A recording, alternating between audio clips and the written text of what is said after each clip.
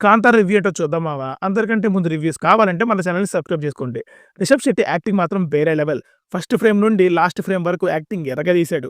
Introduction episodes, ఇంటర్వెల్‌లో వచ్చే forest fight and క్లైమాక్స్‌లో వచ్చే డివోషనల్ ఎపిసోడ్ సినిమాని ఒక రేంజ్‌కి తీసుకెళ్తాయి. వీఎఫ్ఎక్స్ అయితే టాప్ నాచ్ ఉంది.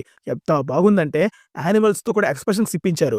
ఇంకా ఫారెస్ట్ విజువల్స్, బీజీఎం మనల్ని అలా ట్రాన్స్‌లోకి తీసుకెళ్తాయి. కానీ ప్రాబ్లమ్ ఏంటంటే విలన్ క్యారెక్టరైజేషన్ చాలా వీక్‌గా ఉంటది. కొన్ని చోట్ల చాలా కామెడీగా కనిపిస్తాడు. ఫస్ట్ పార్ట్‌లో ఉన్న ఎమోషనల్ ఇంపాక్ట్ ఈ పార్ట్‌లో ఎక్కువ లేదు. ఓవరాల్‌గా చెప్పాలంటే దర్శకత్వం కథనం రిషబ్ శెట్టి డైరెక్షన్ ఇక్కడ కూడా చాలా బలంగా ఉంది.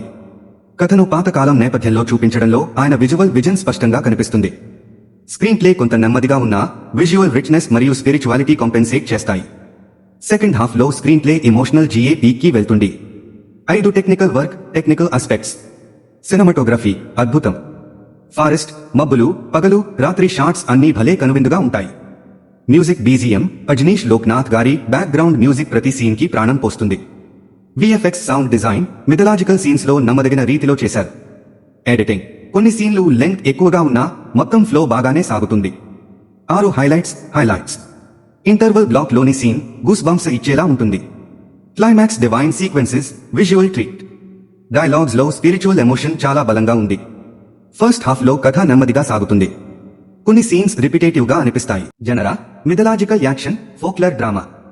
ఆడియన్స్ లో భారీ ఎక్స్పెక్టేషన్స్. కంటారా మొదటి భాగం సక్సెస్ తరువాత క్యూరియాసిటీ పెరిగింది.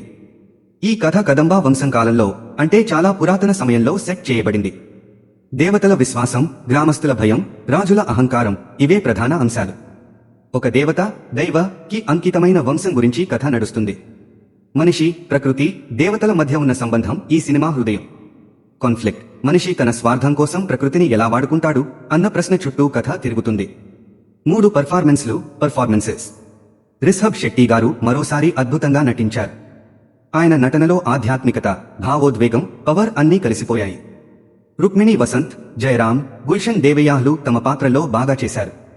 కొన్ని సీన్లలో రిషబ్ శెట్టి ఒకే మనిషిగా కాకుండా దేవుడిలా అనిపిస్తాడు. మరిన్ని మూవీ అప్డేట్స్ కోసం ఈ ఛానల్ ని సబ్స్క్రైబ్ చేసి బెల్ ఐకాన్ ఆన్ చేయండి. నాకు కొంచెం సపోర్ట్ ఇవ్వండి ప్లీజ్. తాజా మూవీ అప్డేట్స్ తో మళ్ళీ మేము ముందుకు వస్తాను. బాయ్.